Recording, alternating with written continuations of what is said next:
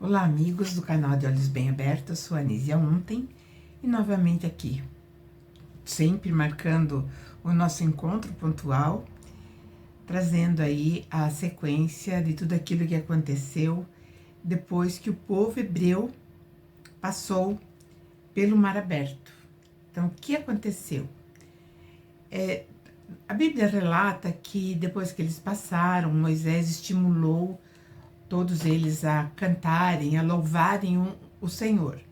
E o que eu gosto de ressaltar é assim, porque Moisés, ele na verdade, ele não tinha essa ritualidade que os hebreus tinham, né?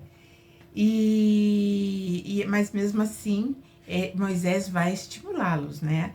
Provavelmente através de Arão, que deveria conhecer a tradição. Porém, ao saírem, ao passarem o mar, que eles já estavam cansados. Eu posso imaginar, assim como vocês também, quanto estresse não passaram com os egípcios ali batendo, né, na porta e eles tendo que atravessar fazer aquela travessia, que não era tão grande, mas mesmo assim, eram muitas pessoas que traziam, que vinham, né, e que saíram do Egito. Aqui há uma estimativa que provavelmente saiu do Egito 600 homens em idade para guerra, mas somando tudo, homens, crianças, pessoas idosas, mulheres, deu a soma de 2 ou 3 milhões de pessoas. Então, se nós analisarmos isso, é muita gente. E isso tudo aconteceu por volta do ano 1440 a 1445 antes da nossa era, da era comum. E eles saíram ali no dia 15, isso está registrado em Reis, no dia 15 do mês Abib, que corresponde ao nosso, mais ou menos, não vou chutar porque com certeza vou errar, mas era o mês Nissan. Então, eles vieram, né, já a caminho da terra prometida, e assim que começaram a travessia, que já estavam livres da perseguição dos egípcios, começou a murmuração. Eles começaram a se arrepender de ter saído do Egito. Eles não queriam ter. Afinal de contas, lá era tudo mais tranquilo, tudo mais sossegado. Eles tinham, né, uma garantia. Eles tinham emprego, enfim, eles tinham a vida deles. Porque 400 anos é bastante tempo, né? 430 anos é bastante tempo. E Moisés, ele passa a ser, então, meio que descredibilizado pela multidão, porque, afinal de contas, eles estavam vendo que as dificuldades começavam logo no começo da caminhada. Eles levaram ouro, eles levaram objetos de valor e comida. Não tinha. E nós vamos ver mais para frente que levaram animais também, mas esses animais não podiam ser tocados, porque tinha lá a questão de fazer aqueles sacrifícios que eles faziam. E então começam a se revoltar com Moisés vamos dizer assim, pelo deserto insípido em que eles foram colocados. Então, inclusive tem uma passagem que fala falam para Moisés que eles deveriam ter ficado no Egito e que Moisés deveria tê-los deixado morrer no Egito, porque lá, pelo menos, eles tinham pão, eles tinham carne, eles falam até na palavra alho, que nós sabemos que o alho dá um sabor, né, nos alimentos. E então eles começaram a balbuciar muito, e Moisés, ele começa a ter uma tribulação porque as reclamações começaram a crescer cada vez mais. E aí, então, Moisés vai começando a perguntar para aquele senhor, para aquele comandante, né, que havia falado para ele retirar o povo do Egito. Então, esse senhor, então, vai começar a mostrar que Moisés, ele tinha realmente a proteção de um Deus. E aí Moisés, então, fala para o povo que aquele Deus que havia tirado eles do Egito tinha um nome, e o nome era Yahvé. E ele era um varão de guerra, um Deus da guerra. Ele tinha que fazer isso, porque senão ele seria completamente descredibilizado imaginemos essa multidão fazendo uma rebelião. E sendo que a liderança estava ali entre Moisés e Arão. Arão tem uma irmã chamada Miriam, ou tinha, né, uma irmã chamada Miriam, que também é tida ali, né, supostamente também como irmã de Moisés. E quando Moisés conseguiu fazer com que todos voltassem a atenção para o Deus de Israel, para esse Yahvé, que para nós aqui é Jeová, que ele era forte. Então, Miriam, ela começa também a fazer, vamos dizer assim, fortalecer essa campanha de credibilidade de Moisés. Então, ela começa a dançar com as mulheres, elas tocam tamborim, cantam, entram num êxtase coletivo, fortalecendo então a campanha daquele Deus que iria protegê-los, que era o Deus da guerra. Por que guerra? Porque eles tinham que voltar para uma região que já estava ocupada. Essa região que já estava ocupada, como eu falo sempre, ela pertencia vamos dizer assim, a um Deus que havia sido designado para colocar a humanidade da Terra moralmente e eticamente justa, ou seja, sem injustiças nenhuma. E só que deu errado, alguma coisa saiu aí nos primeiros, lá atrás, vamos dizer, nos episódios em que eu falo da Torre de Babel, aí eu conto também o desenrolar, por que isso, né, foi, vamos dizer assim, obliterado, esse plano maravilhoso que era para ter sido e não foi. Então, se você não lembra, procure a Torre de Babel, ali está tudo explicado. Bom, e Moisés, então, ele começa a ter uma certa credibilidade, mas o tempo vai passando e novamente voltam as reclamações. Porque, enfim, eles tinham que se preocupar com a roupa, com comida principalmente. E isso ficava muito difícil naquele deserto, porque quando Moisés viu que o povo estava reclamando, e assim como aquele que estava guiando, né, que seria, sei lá, vamos dizer assim, um agente desse Deus, que muitas pessoas acham que é o Criador de tudo, é o Altíssimo, do qual nós somos filhos. Então, esse Deus que recebe a ordem, que dá a ordem para Moisés, na verdade, ele era um instrumento também usado pelo Altíssimo para que recuperasse ali uma consciência de valores dentro de uma sociedade que teria que ser estabelecida, uma sociedade de respeito recíproco. E não, até certo ponto deu certo, e daqui a pouco tudo desanda. Então eles vêm novamente, esse povo, reclamando da, de tudo, né?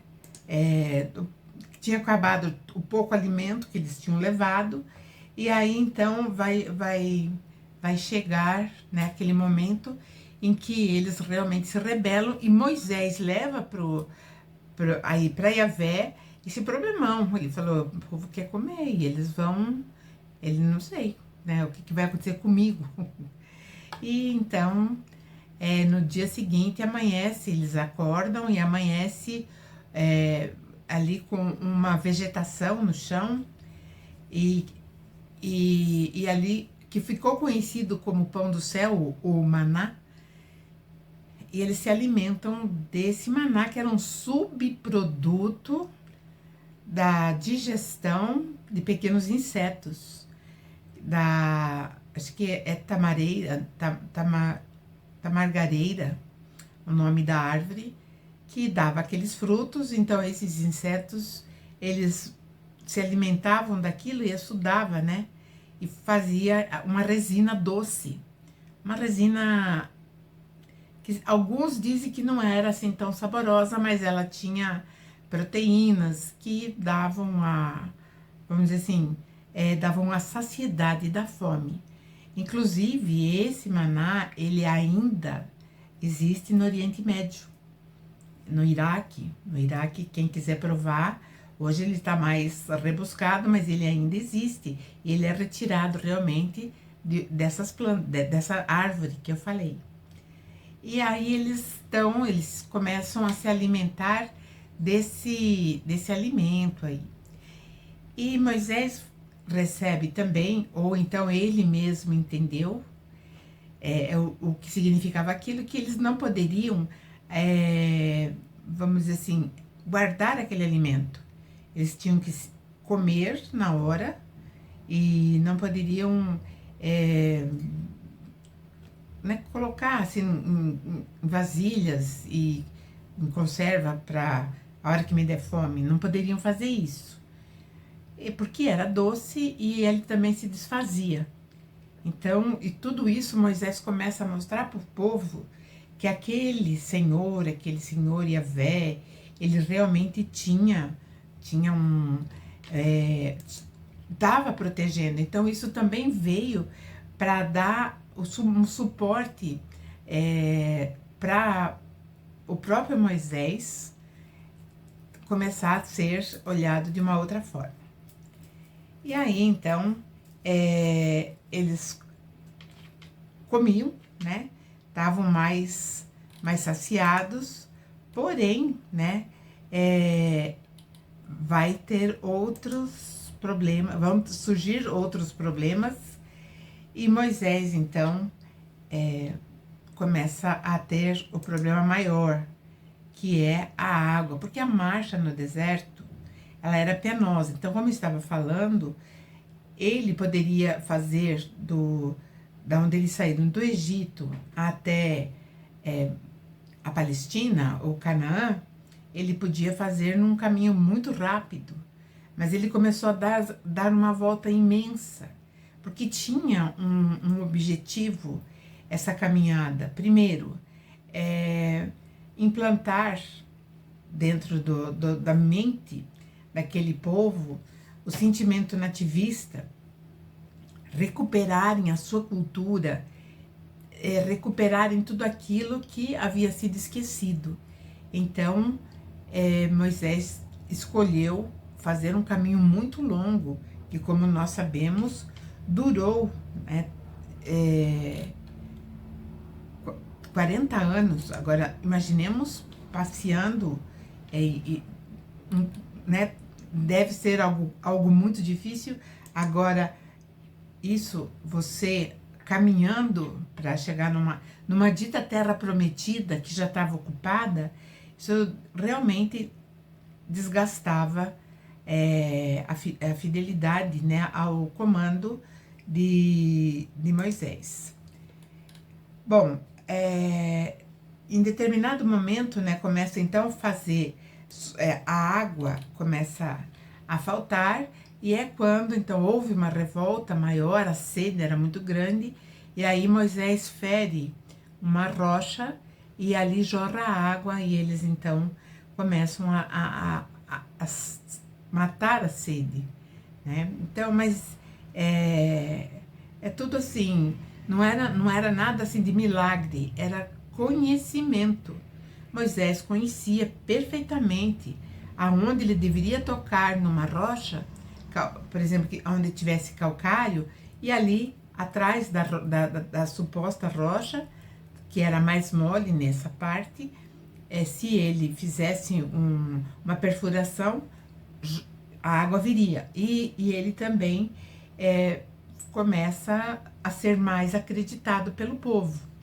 Então, toda essa administração dessa caminhada no deserto, ela foi muito cansativa, ela foi muito penosa, não só para Moisés, como também para o povo. E muitas pessoas especulam se isso daí se aconteceu mesmo, né? Hoje tem algumas pistas pela arqueologia que traz exatamente, né, algumas provas que realmente isso um dia aconteceu lá no passado. E então, né, Moisés já tirando pedra, ou água de pedra, então ele estava mais, vamos dizer assim, as pessoas estavam mais, não temerosas, mas respeitavam mais aquilo que ele falava. E nesse momento também, né, dentro desse contexto, Jetro, ele vai levar a filha e os filhos de Moisés para fazerem a caminhada também.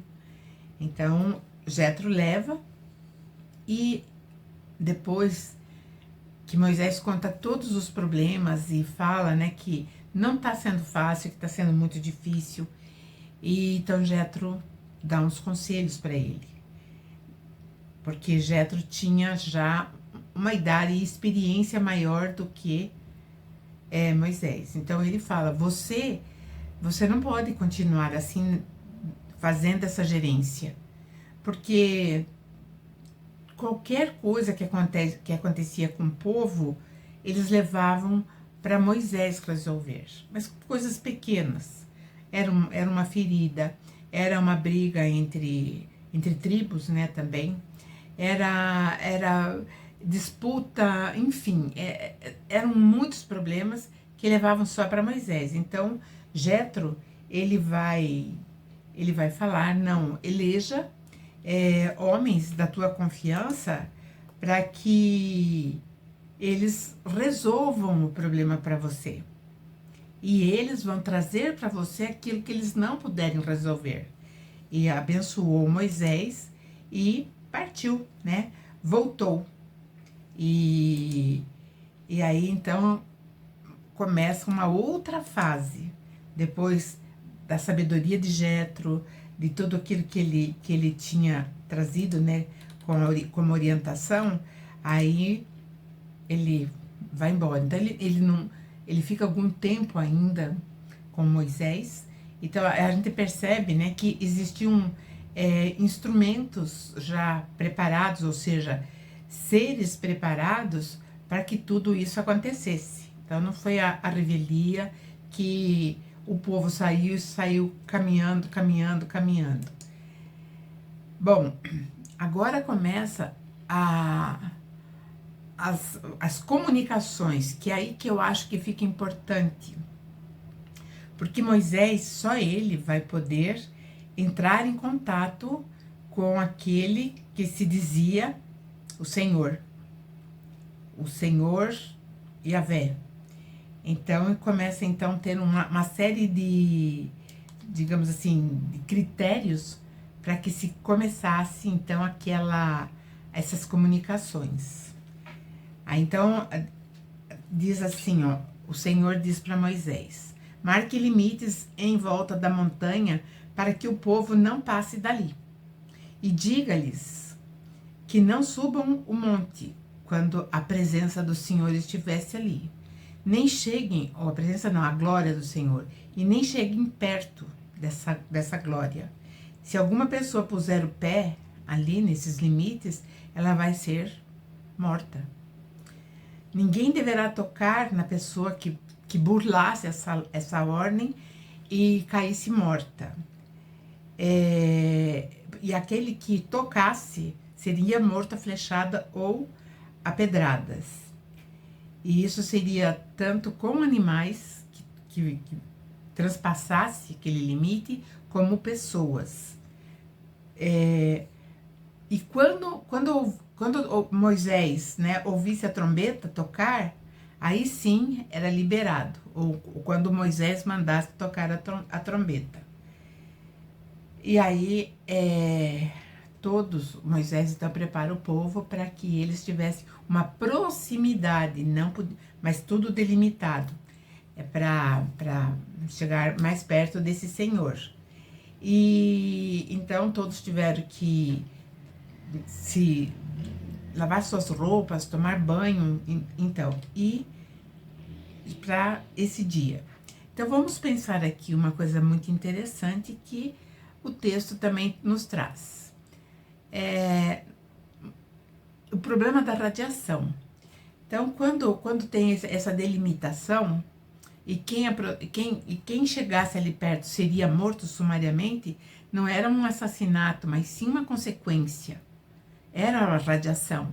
E ninguém podia tocar no morto, nem no animal, porque teria que ser morto também, porque haveria uma onda de contaminação radioativa e naquele meio seria um aniquilamento em massa. E a gente sabe que uma coisa é a radiação. Hoje nós tomamos muito cuidado, né, em fazermos, por exemplo, exames de raio-x, exames, enfim, que sejam, como se diz assim, que funcionem através de radiação. Então, naquele período também não tinha, né, todo o preparo e nem daria pelo tanto de gente que existia. E aí, uma coisa que acontece, depois de 3 dias que Moisés tinha passado todos esses critérios para o povo, então começa a ter muito barulho como trovoadas, muitos relâmpagos e uma nuvem escura vai aparecer no monte. E aí ouviu-se um som muito forte de trombeta. O som forte de trombeta, até hoje a gente sabe que é um som metálico. Então é esse som metálico que começaram a chamar de trombeta.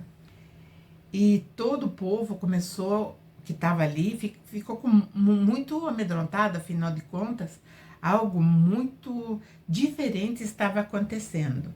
Porque todo o Monte Sinai, onde eles estavam ainda, soltava fumaça. Porque o Senhor desceu no meio de um grande, vamos dizer assim, fogo. E tinha uma fumaça muito grande em volta, que parecia uma fornalha. E Moisés, então, depois que o barulho sossegou, serenou, ele sobe, ele é chamado até o alto do Monte Sinai. E ali o Senhor começa a falar com eles, passa algumas informações importantes e manda que ele descesse e avisasse o povo que era para respeitar realmente aqueles limites. E os sacerdotes tinham que estar purificados. Aquele que não tivesse purificado, ele também seria morto, morreria. Então Moisés passa tudo isso e Arão está com ele quando ele desce do monte, então da montanha, né? Arão começa então a conversar também com o povo. E então a gente começa a perceber que Moisés ele tinha uma comunicação com algo que hoje nós também não estamos acostumados. Hoje nós não temos essa proximidade de, vamos dizer, de fenômenos, de objetos não identificados dentro do nosso conhecimento com facilidade. Então nós temos um relato aqui, ali, né? Mas ainda, para nós, ainda são pontos, né? É muito pontual, não é algo assim que acontece todo dia. E ali ia acontecer todo dia. Então, Moisés, ele tinha que falar para esse povo que aquilo era ia ser uma coisa rotineira, que esse Senhor seria presente nessa caminhada com ele.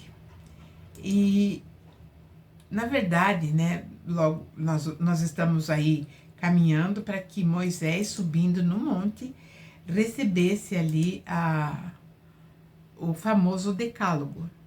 Esse decálogo, em primeiro momento,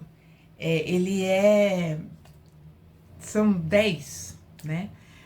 Só que se nós formos ver o livro de Levítico, ele é muito mais. Mas não sei, 10 seria já de imediato que eles teriam que colocar em prática, que são os 10 mandamentos. E Moisés, então, ele começa a receber essas tábuas, ele recebe as tábuas prontas. E aqui uma coisa bem interessante, que nós devemos também analisar, né? Então diz assim o Senhor: eu, o Senhor, sou o teu Deus. Eu tirei da terra do Egito, enfim, onde supostamente, né, eram escravos, e isso a gente sabe que não, né, mas tudo bem. E aí então ele fala: não adore outros deuses, adore somente a mim. Então existiam outros deuses. Daí alguém pode falar, sim, mas existiam os deuses pagãos. Então, os deuses pagãos, eles conviviam junto com esse Deus que orientava Moisés. Então ele fala: não faça imagem nenhuma do que é em cima do céu, ou no céu, ou aqui embaixo na terra, ou nas águas. Por quê? Porque se fizesse imagens, ficaria documentado uma força, vamos dizer assim, ou uma vida extraterrena. Então, esse decálogo, ele tem como os 5 primeiros mandamentos, é mais voltado para a exaltação desse Senhor, que a partir de então seria o Deus de Israel, o Senhor de Israel. E ele vai passando, né, todas essas mensagens, né, para Moisés. Depois ele começa a falar, né, respeite pai e mãe, não mate, não cometa adultério, não roube, não dê testemunho falso, não cobice nada o que é do outro. E sempre, né, um povo olhando, Moisés estava lá em cima, e aquela nuvem escura que não permitia com que o povo visse aquilo que estava acontecendo. Então tinha essa aura de mistério, e isso era bom para Moisés, porque ele iria realmente começar a ter exercer uma disciplina mais acirrada com o povo. E nesse momento, o povo, eles tinham esquecido da sua tradição em relação à fidelidade de um Deus que era de Abraão. Por isso que ele fala: eu sou o Deus de Abraão, o Deus de Isaac, o Deus de Jacó. Esse Deus, lá do comecinho, era o governante, vamos dizer assim, o governante geral da terra. Ele era o supremo. E que, se a gente for pesquisar hoje a mitologia, tá lá como Deus Enlil, que era o Deus dos deuses, ou seja, ele tinha a supremacia. Ele era aquele que realmente comandava a terra e comandava também o outro Deus que tinha que implantar aquilo que ele idealizava. Então, o outro Deus, que era seu irmão, Enki, ele era o senhor da terra, então era ele que implantava. E, então, era assim que era para funcionar. Mas nós vamos perceber no decorrer da nossa caminhada, que nem tudo aconteceu assim. E isso nós vamos ver no próximo episódio. Eu já peço para vocês deixarem o like, compartilhem o vídeo, deixem seus comentários. Eu agradeço a todos aqueles que me cumprimentam. É muito importante para o meu trabalho, nas minhas pesquisas, essa participação dentro da plataforma. Eu não ganho absolutamente nada. Não tenho nada. O que eu ganhei, graças a vocês, foi um selo. Um selo porque eu passei de 1000 seguidores. Então, eu agradeço muito a vocês, de coração, por esse selo que eu ganhei. E vocês têm meu coração, vocês podem ter certeza disso. Então, até a próxima. Um grande beijo.